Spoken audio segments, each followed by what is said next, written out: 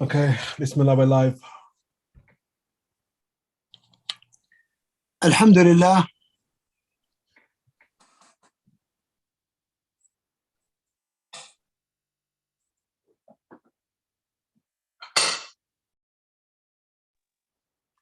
Has Sheikh just cut off?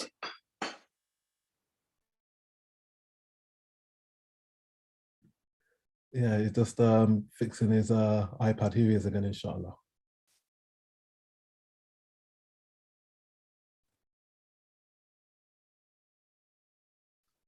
Assalamualaikum, Sheikh. Okay, continue, inshallah. Alhamdulillah wa salatu wa salamu ala rasulillah wa ala alihi wa sahbihi. أما بعد، حياكم الله أيها الإخوة والأخوات إلى هذا اللقاء الخاص الذي نتناول فيه موضوعا بالغ الأهمية، وهو كيفية تعامل النبي صلى الله عليه وسلم وأصحابه رضوان الله عليهم في أيام الأوبئة، في زمن الأوبئة.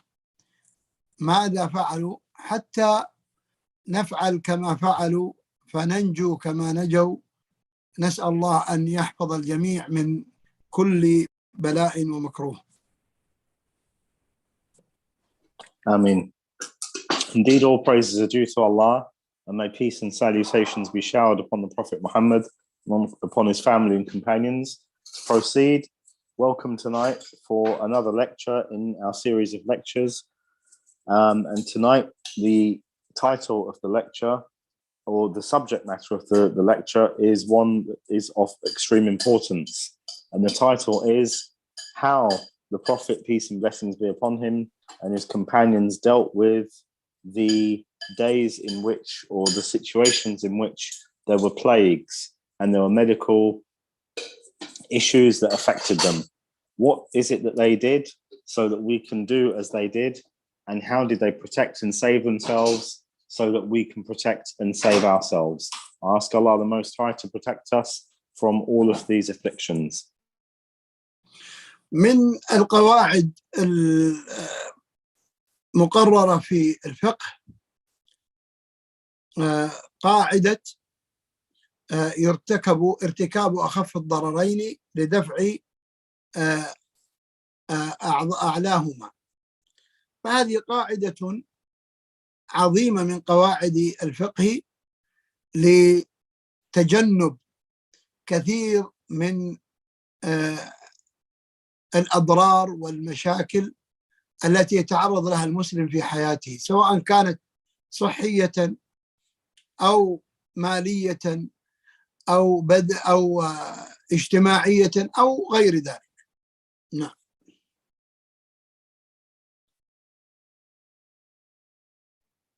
And we begin tonight's lecture with a principle from the principles of Islamic jurisprudence, a principle from the principles of Islamic fiqh, as we would say.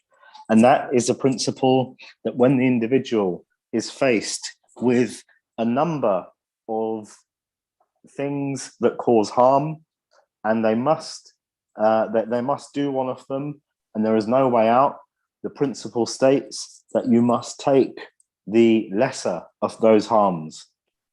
So if the individual is in a state where they have to commit one of the harms, or they have to expose themselves to a harm from a number of harms, that they take up the one that is least in its impact, that's least harmful in its impact.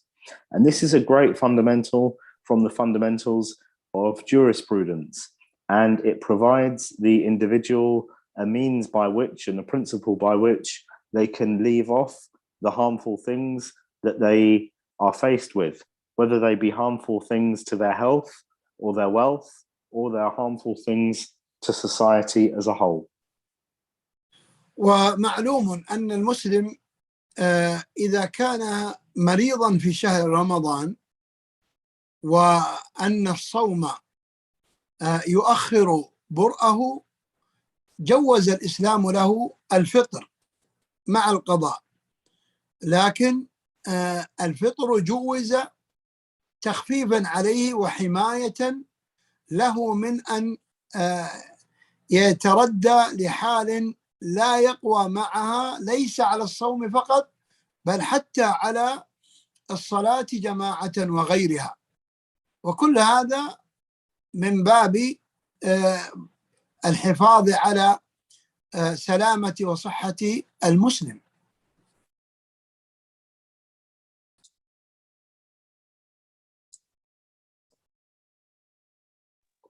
And an example of this that's well known to all is that the Muslim, when they are sick during the month of Ramadan, it's permissible for them to not fast during Ramadan if by fasting their convalescence and their recovery from that sickness will be delayed. So if as a result of fasting they are going to be their recovery will be delayed, then they are permitted to break fast during Ramadan.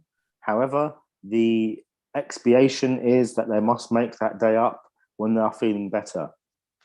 And this is so that they are not harmed excessively, and so that they are not harmed, or the difficulties that they face do not get worse. And this is something that's also true for the prayer and many types of worship.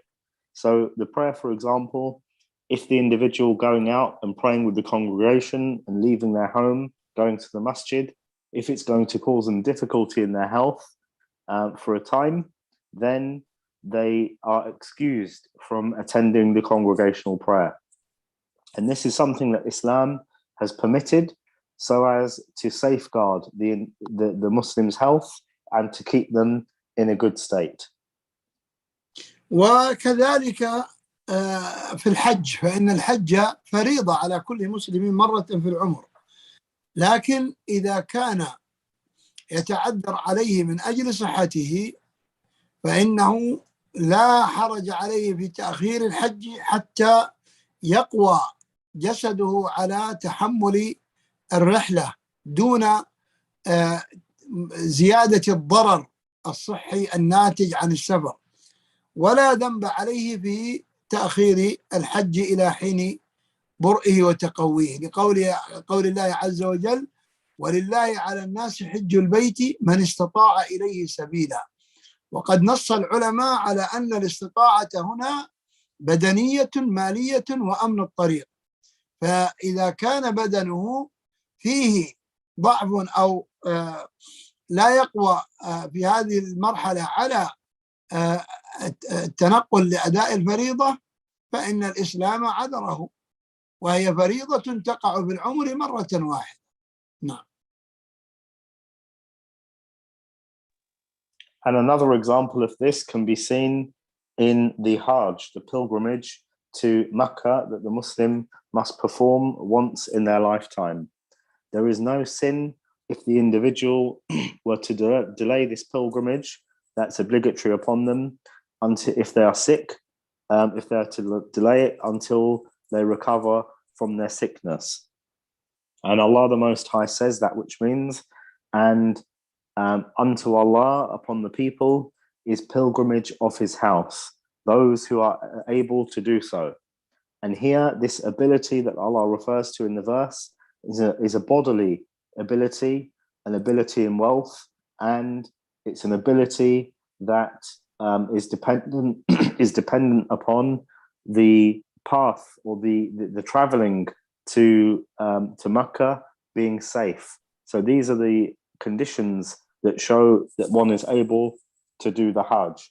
So if an individual is sick and performing the Hajj will put back their convalescence and their recovery, then there is no sin upon them were they to delay the Hajj until the following year when they are feeling better.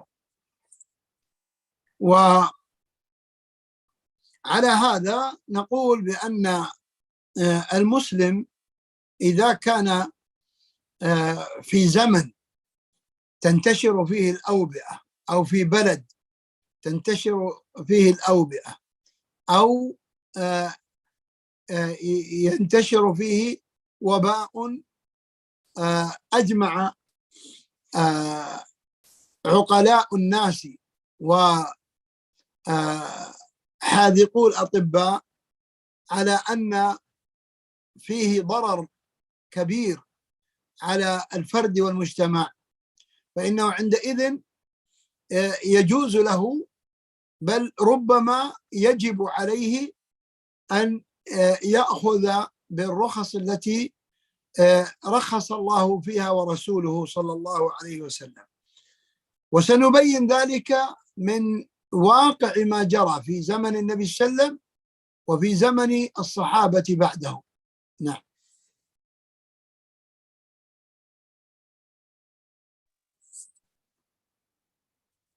And it could be the case that the Muslim lives at a time or lives in a place where there are many illnesses and contagious diseases or plagues that afflict them.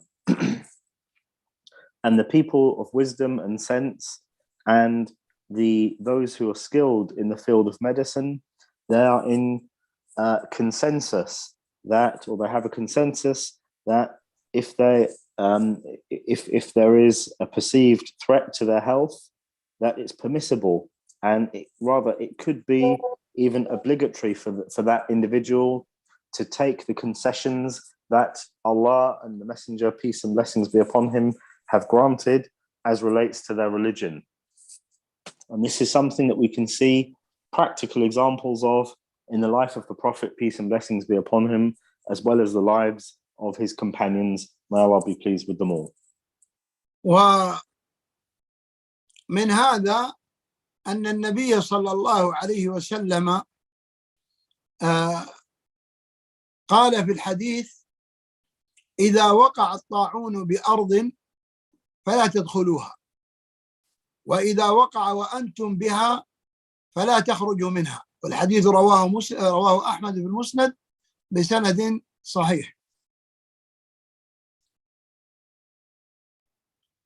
And the starting point of this is the statement of the Prophet, peace and blessings be upon him, where he said, indeed, if a plague manifests itself in a place, then do not go to that place.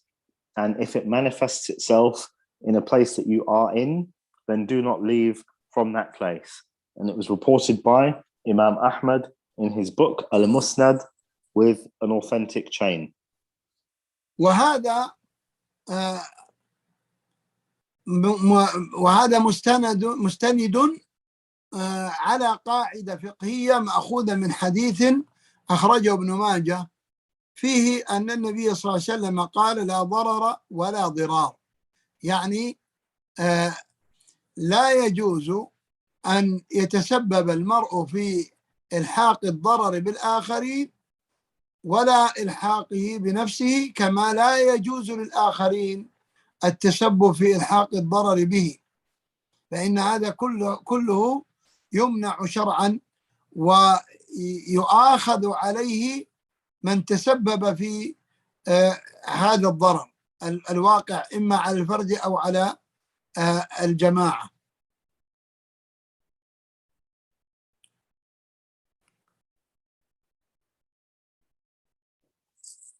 And we also see in the narration of the Prophet, peace and blessings be upon him, that was collected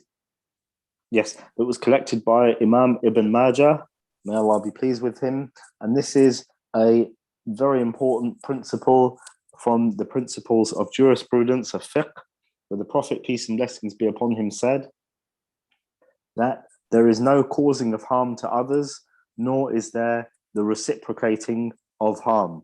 And this is a prohibition of these two things, of causing harm and reciprocating harm that is done to an individual. So it's not permissible for the Muslim to throw harm in the way of others, just as it is not permissible for others to throw harm into that individual's way. So what this principle does is that it prevents the causing of harm in a legislative manner, and under this banner are those things that will cause harm to an individual's health, and this is on the basis of the individual or whether it's on a societal basis. So it's prohibited for the individual and on a societal basis. وهذا البلاء الذي نحن نواجهه هذه الأيام قد واجه الصحابة مثله، وقد وقع على شكل فردي في زمن النبي صلى الله عليه وسلم. And these days, the plague and this age that we're living in at the moment, this age of contagious diseases, this is something that was also faced by the companions of the Prophet, peace and blessings be upon him. A similar situation was faced by them, and this also happened during the life of the Prophet, peace and blessings be upon him, but it happened on an individual basis, so not on a societal level as is now. والذي وقع في زمن النبي صلى الله عليه وسلم هو أن عمرو ابن الشريد قال كما روى مسلم في صحيحه والنسائي وابن ماجه وأحمد في المسند، قال عن أبيه قال كان في وفد ثقيف رجل مجذوم، كان في وفد ثقيف رجل مجذوم يعني به جذام، وهو مرض جلدي معدي، فأرسل إليه النبي صلى الله عليه وسلم ارجع فقد بايعناك، أي لا تأتي إلينا في المسجد مخافة أن ينتشر هذا الوباء، قال له ارجع فقد بايعناك. نعم. And it's been reported on the authority of the Prophet, peace and blessings be upon him, on the authority of Ibn Sharid, on the authority of Ibn Amr. Afwan Shaykhana. Amr ibn Sharid. Amr ibn Sharid, نعم, Ibn Suwayd. حفظكم الله. On the authority of Amr ibn Sharid, on the authority of his father, who said that there was within the contingent of Thaqif, so a contingent that came to the Prophet, peace and blessings be upon him, from the tribe of Thaqif, there was a man who had a kind of a contagious disease on his skin, and I think it's translated as leprosy, but I'm not sure. Leprosy. Leprosy. Barakallahu fikum. So it was an individual who had leprosy, and he was there to give the pledge of allegiance to the Prophet, peace and blessings be upon him. And the Prophet, peace and blessings be upon him, told him, stay there and do not come near, for indeed we have given you the pledge of allegiance. So the Prophet, peace and blessings be upon him, he told him not to come near so that the people would be protected from and safeguarded against the contagiousness of his ailment. And this was a narration that was reported by Imam al-Nasa'i, Ibn Majah, and Imam Ahmad. نعم. وأيضا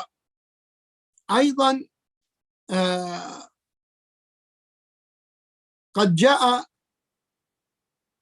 أن الصحابة رضوان الله تعالى عليهم لما فتحوا بلاد الشام وكان الجيش تحت إمرة وقيادة أبي عبيدة عامر بن الجراح رضي الله عنه، وقع الطاعون في عمواس، وقع الطاعون في عمواس وهو الوباء، وقد مات بسببه من المسلمين 30,000 في ذلك المكان، ومنهم أبو عبيدة نفسه. لكن قبل أن يموت لما جاء عمر رضي الله عنه ووصل ذلك المكان فعلم أن عمواس انتشر فيها الوباء طاعون، فسأل الناس من سمع منكم شيئا في هذا؟ فقال عبد الرحمن بن عوف أنا سمعت يا أمير المؤمنين من رسول الله صلى الله عليه وسلم يقول إذا كان الطاعون بأرض فلا تدخلوها ولا تخرجوا منها. فقال عمر إنا لن ندخل عمواس. فقال أبو عبيدة تفر من قدر الله يا أمير المؤمنين؟ قال نفر من قدر الله إلى قدر الله، لأن كل الأمر قدر الله، والنبي صلى الله عليه وسلم قد أمر ألا ندخل الأماكن التي فيها الأوبئة. نعم.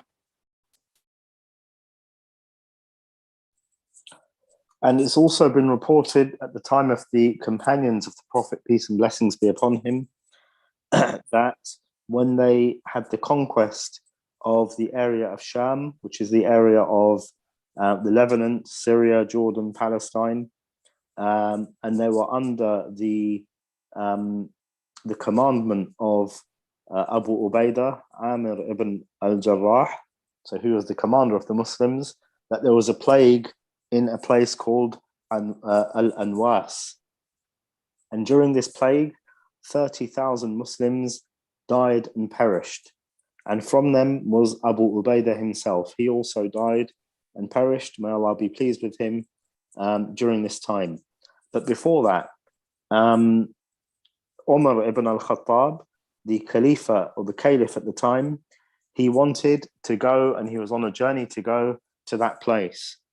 And then he had heard that the plague, it had befallen Anwas. So he asked his companions who were around him on the journey, and he said to them, have any of you heard anything about this plague? وشيخنا المقصود عندما سأل عمر يعني كان يستفسر من الصحابة هل سمعتم من النبي صلى الله عليه وسلم هكذا؟ نعم. هل سمع أحد منكم شيئا من رسول الله صلى الله عليه وسلم في هذا؟ Allah yubarik fikum. So he asked his companions, have any of you heard anything from the Prophet, peace and blessings be upon him, about these situations, the situations of plague and so forth? Thereupon the companion Abdul Rahman ibn Auf, he said, yes, O commander of the believers, I heard the Prophet, peace and blessings be upon him, say that whosoever hears of a place in which there is a plague, they should not go or hasten towards that place. And whosoever is within a place where there is a plague, then they should not leave from that place. So then Omar said, with that being the case, we will not go to Anwas. We will go back. Amwas. And then Anwas. Hafidhakumullah. Amwas. Amwas. Ayn, Mim, Waw, Alif, Sin. Barakallahu fikum. Amwas. So with an M. So they returned and they didn't go to that place. And upon this, Abu Ubaidah said to Umar, O commander of the believers, are you fleeing from what Allah the Most High has ordained for you? To which Umar replied, we flee from the pre-decree of Allah, or that which Allah has decreed to us, to that which Allah has decreed for us. So, i.e., we flee from the thing that, or we flee to the thing that Allah the Most High has ordained for us. نعم.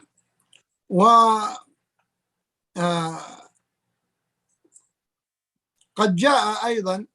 نعم. والمطلوب من المسلم أن يحترز فلا يلقي بيده إلى التهلكة، كما قال الله عز وجل ولا تلقوا بأيديكم إلى التهلكة، ولا يؤذي الآخرين.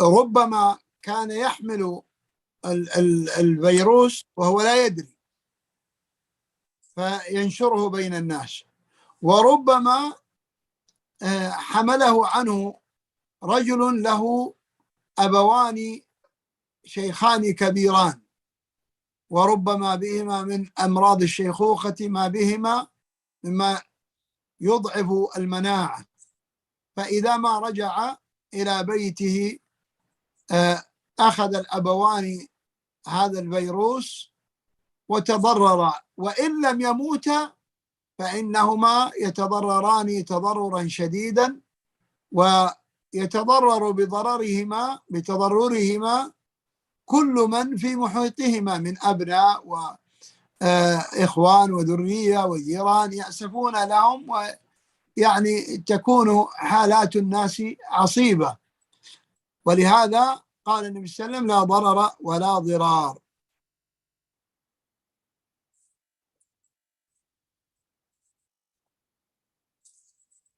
So what is requested or asked of the Muslim is to protect themselves, as Allah the Most High has said, and do not take your hands or do not cause your own destruction by your own hands.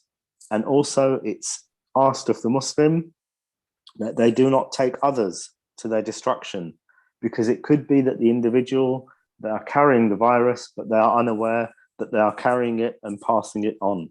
And it could be that they pass the virus on to elderly parents or those who are elderly, who have ailments or who have weaknesses due to their old age. And then it could be potentially fatal for them. And if it's not fatal for those elderly parents or those elders, it could cause them a great deal of harm. And the resulting harm, it could be manifest in many ways. So it could just be the ill health of those parents, or it could cause wider harm and damage to the family. And the Prophet, peace and blessings be upon him, said, as we've already taken, that there is no causing harm, nor is there the reciprocating of harm. وقد جاء في الأثر عن عمر رضي الله عنه أنه لما اشتد الوباء أمرهم أن يتفرقوا في الجبال، وهذا مبدأ التباعد الاجتماعي حتى لا ينتشر الفيروس إما بواسطة التلامس أو الرذاذ أو الهواء. فهذا مبدأ طبي ثاني يعني جاءنا في عن الصحابة. جاء المبدأ الأول عن النبي صلى الله عليه وسلم لما قال للرجل: ارجع فإنا قد بايعناك. وأيضا المبدأ الثاني: إذا كان الطاعون بأرض فلا يدخلوها ولا تخرجوا منها. والمبدأ الثالث الذي ذكر عن عمر أنه أمر أو غير عمر لا يحضرني الآن أن يتفرقوا في الجبال حتى يرتفعوا في الجبال حتى حتى يكون ذلك أخمد لنار هذا الفيروس. فإن الفيروس إذا لم يجد أجسادا صحيحة يأكلها فإنه يموت وينتهي، لكن إذا وجد أجسادا جديدة سليمة فإنه ينشط لذلك ويكثر ذلك في المجتمع. ويعني لذلك قلنا ينبغي الحذر وينبغي التباعد واستعمال التوصيات الطبية كالكمامة والقفازين ونحو ذلك. نعم.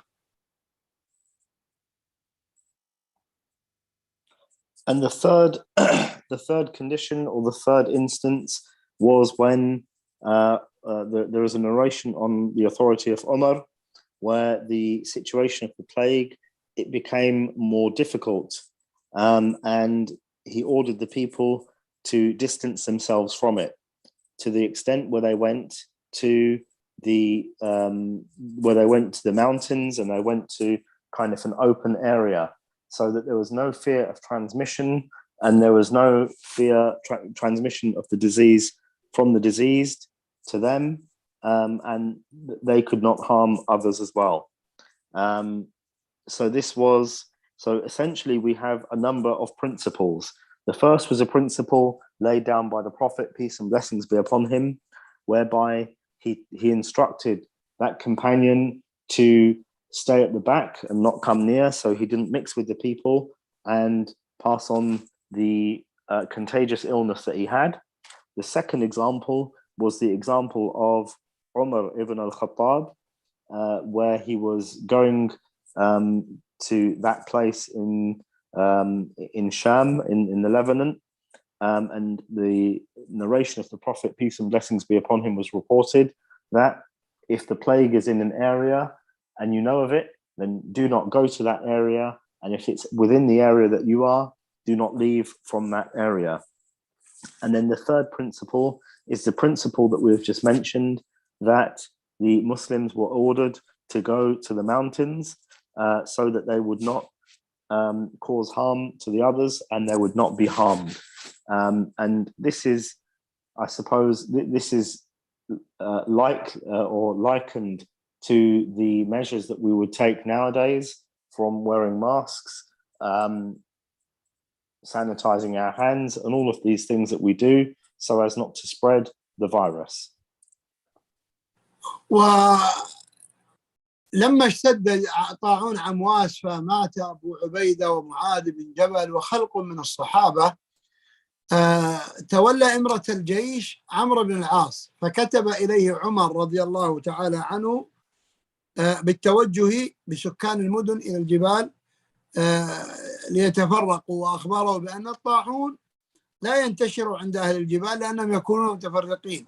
ولهذا قام عمرو بن العاص خطيبا في الناس فقال لهم: أيها الناس، إن هذا الوجع أي الطاعون إذا وقع إنما يشتعل اشتعال النار، إنما يشتعل اشتعال النار، فتجنبوا منه في الجبال. تجنبوا أي تجنبوا التجمع والاكتظاظ والالتقاء، تفرقوا في الجبال. فخرج أي عمرو وخرج الناس فتفرقوا حتى رفعه الله عنهم، فبلغ عمر ما فعله عمرو فما كرهه، أي أحب هذا الصنيعة منه، خصوصا أن هناك رواية تقول بأن عمر هو من وجه بهذا الرأي.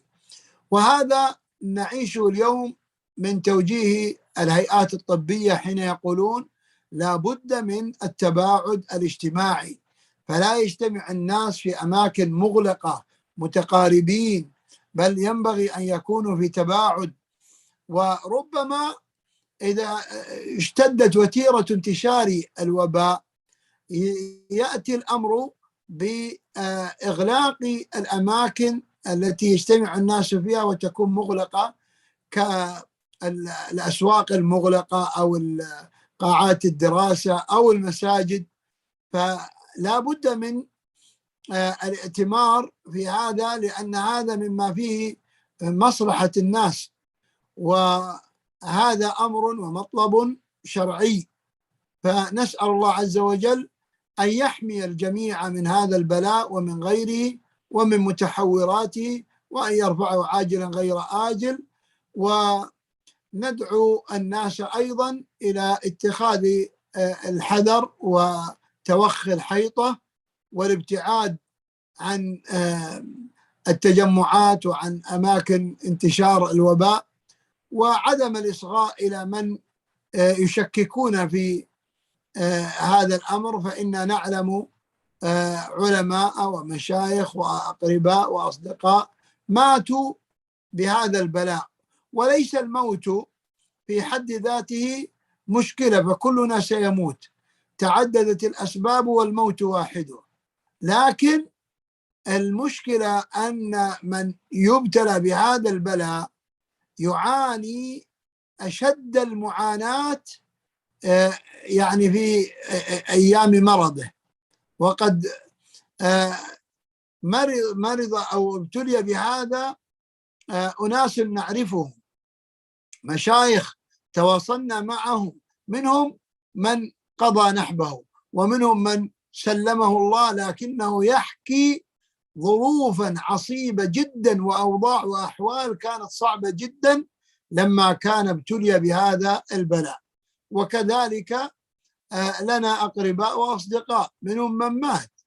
عم زوجتي مات به، ذهب ابنه للعمل فخالط الناس فرجع إلى البيت فانتشر في كل البيت، لكن لكون الوالد كبير سن ومريض فإنه أثر فيه، فبقي في غرفة العناية الفائقة أسبوعين لا يتكلم ولا يستطيع يتنفس إلا بواسطة القناع للأكسجين، ثم تردت حالته فمات. وهكذا يعني يعلم الناس جميعا، ولست أنا من يعني يحدثكم عن ذلك، فكلكم قد شاهد ورأى.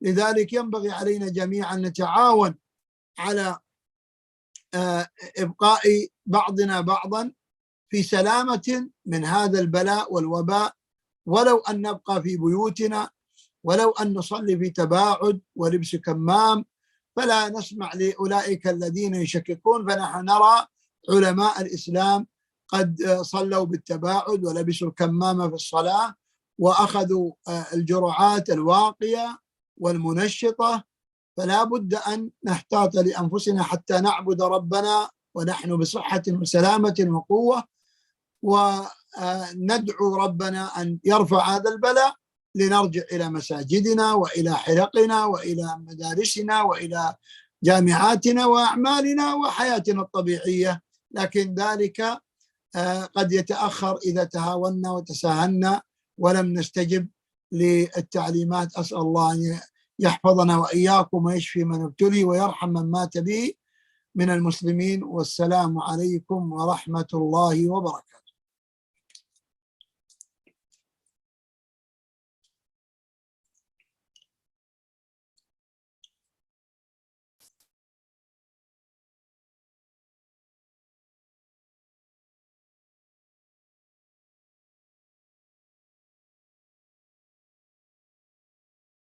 شيخ عقيل.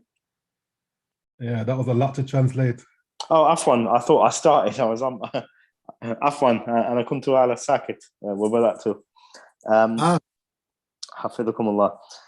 So when the plague it intensified, Amr ibn al-As, may Allah be pleased with him, he stood when he was giving a sermon to the people, and he told the people to go and to spread in the mountains where they could keep a safe distance from one another. And he advised them not to mix with one another. So they did this. They listened to him, and through these actions, the impacts of the plague were mitigated. And it's been reported that when Umar ibn al-Khattab, the commander, heard about the commander of the faithful, the caliph, he heard about this, he approved of this action that Amr had taken. And in another narration, it states that it was Umar himself, may Allah be pleased with him and with Amr, who ordered this to happen. And this guidance that they gave is akin to the guidance that we have today to partake and to observe social distancing, not mixing in close quarters where there is poor ventilation. Because if the people do and they take these risks, there is the risk of closures to the marketplaces, closures to the masjids, closures to the schools, closures to facilities, all of these things that bring about benefit to the people. So we ask Allah the Most High to lift this plague, this disease that we are facing, and we ask and we request from the people that they be careful, that they should leave mass congregating, and at the same time they should adhere to the measures that have been stipulated. And we have, this is something, this disease or this virus, it's something that has affected everyone. We know people of knowledge who are no longer present with us, who died because they have got or they had this virus. And there are some of those who have recovered from it, but they describe some very difficult circumstances and very, very undesirable situations that they were in while they were sick. And we all have such stories. It's a very, very difficult time. And it's not the fact that people have died from it either. It's the circumstances in which they die. It's very difficult. And my wife's uncle, my wife's paternal uncle, he died as a result of his son, who was out and about, and he was doing his business. He came back and he brought the virus back, and he inadvertently infected his father. So he spent 2 weeks in the intensive care unit, and he could only breathe through the aid of machines. And again, this isn't something that is specific to me. However, we can all say this because we all know people who have been affected by this virus. So we need to take the necessary precautions that have been asked of us in order for us to be safe and in order for us to safeguard others from our potentially harming them. So measures such as social distancing while praying in the congregation, measures such as wearing face coverings, these are things that we should do, and we should take seriously so as not to infect others and so as to be safe ourselves. And do not look to those who doubt these measures, because these are measures that our scholars have looked at and have deemed permissible in these circumstances that we are facing. And these are very serious circumstances indeed. And we all want and we hope by Allah that He will enable us to return to our sense of normality, to our places of work, to our schools, to our former way of life. But we must do this, and we must partake in this social distancing. And we ask Allah the Most High to lift from us this disease and to make the Muslims who have been afflicted by it, to make them shuhada, to make them martyrs in his way. And Allah knows best, and may He shower peace, salutations and blessings upon the Prophet Muhammad and upon his family and companions to the day of resurrection. Jazakallah, Sheikh. Jazakallah. It's a good reminder, and for the situation that we're in today, alhamdulillah, we can experience and we can imagine what the Sahaba went through, and that we should take the situation seriously, because it's a matter of, well, it can be a matter of life and death. So Jazakallah, Sheikh.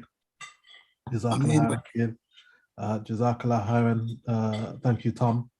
And inshallah, I think it would be good to continue this topic next week, inshallah.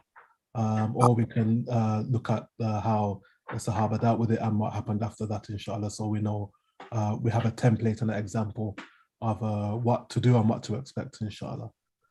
Inshallah. Jazakumullah khair, Hakeem. Jazakumullah khair. Aqil, thank you, Tom. Thank you. أثابكم الله شيخنا وبارك فيكم. وجزاكم الله خير أيها المتابعون.